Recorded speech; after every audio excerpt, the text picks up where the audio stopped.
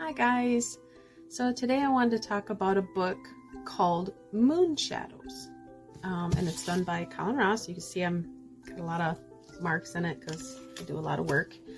It also contains poems, artwork, and I'm going to read to you 4 people's pieces of their story in this book. The thing about this book is it's really great.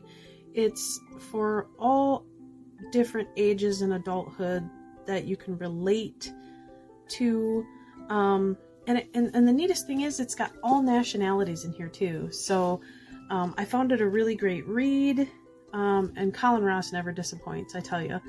So I'm going to read you those sections now. So here in this part of the book is Taylor's story, and this is a section of, now remember, I'm not reading all their stuff because it'd take forever, so I'm just reading pieces that I found useful out of each person's story. And Taylor says here, "This was a big mistake. If you're reading this book, you probably know that. If you have DID, don't tell them you hear voices. I laugh looking back on all this now. Anyway, he must have thought I was schizophrenic or something. He put me on 8 to 10 medications, including heavy antipsychotics." And what she's talking about here is another therapist giving her all these wrong diagnoses, different medications, just shoving all this stuff down her throat.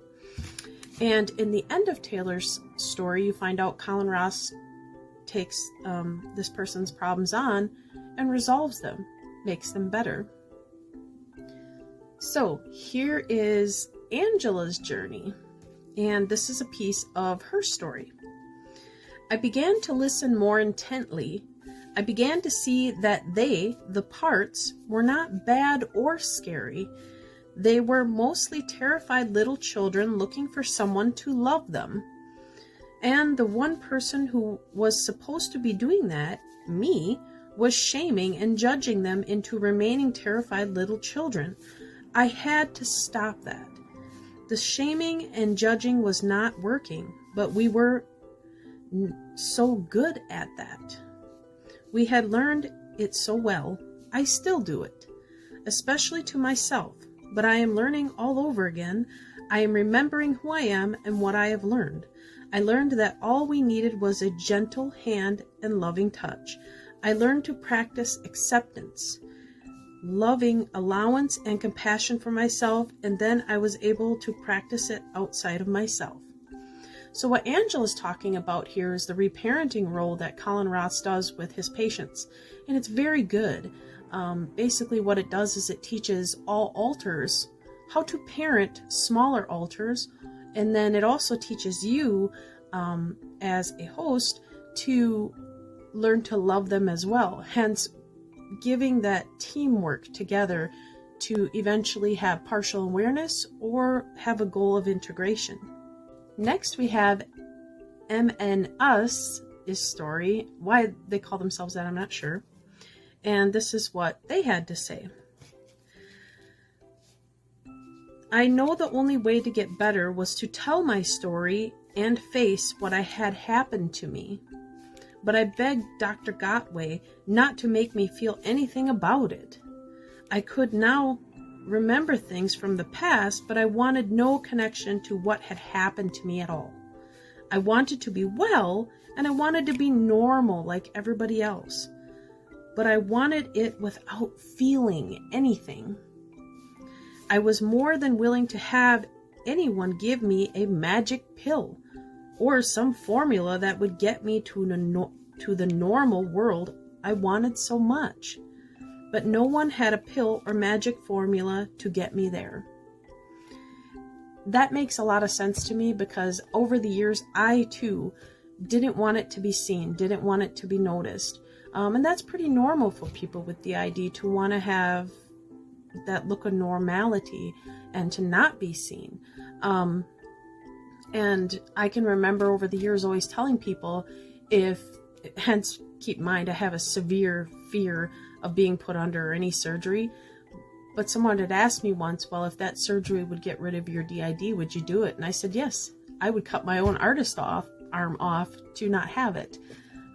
So I thought that was a great part of this book, reading M and Us's story.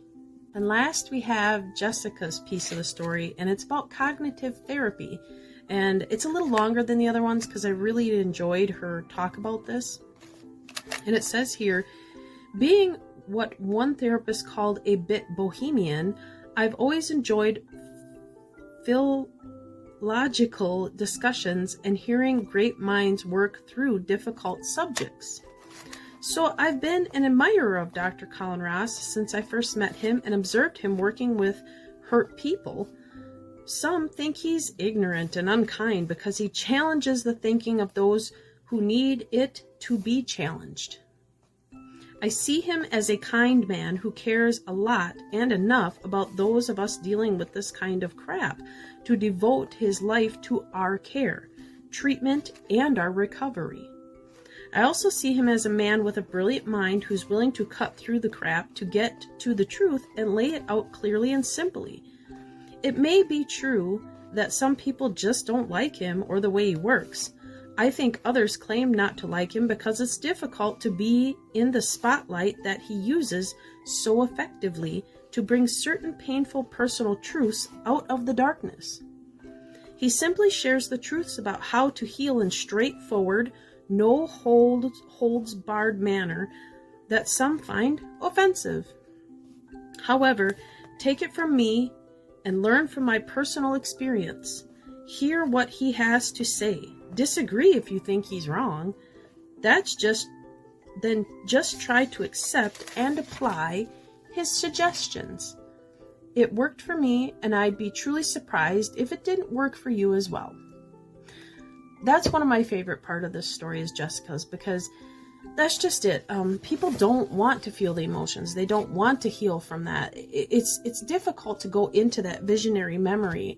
And I'll be honest with you, as I've stated in multiple videos, seeing the trauma is not my issue. It's the feeling and the somatic symptoms that come with it. The shaking, the blood pressure, the feeling like you want to throw up, feeling when you are having a switch and viewing a memory. The emotion is so overwhelming between anger, sadness, fear, all that. And that's why I really enjoyed this book. It's got so much in it between the artwork. These are people in the back that do the artwork. There's pictures in the book of artwork. And it's about 375 pages long. So it's a good book. It's a little long. It wasn't for me because I read a lot.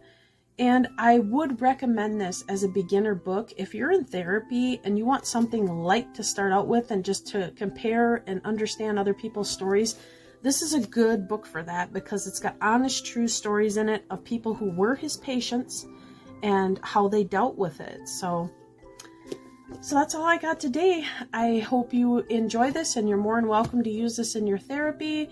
Any other suggestions on newer books, you're more than welcome to add them in the comments below. And that's all I got today. Love you guys. Bye.